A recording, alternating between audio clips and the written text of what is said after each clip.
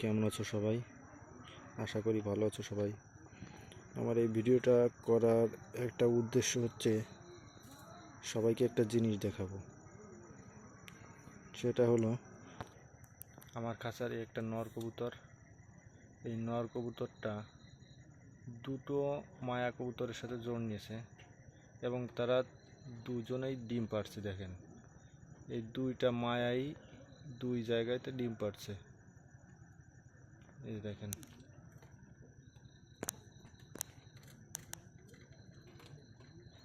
এবং এদের ডিমে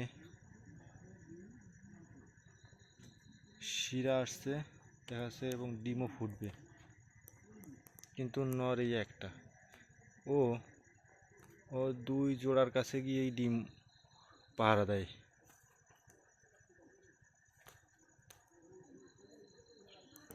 এই জিনিসটা কাদের খামারে ঘটবে এবং ঘটেছে কমেন্টে জানাবেন। দেখেন।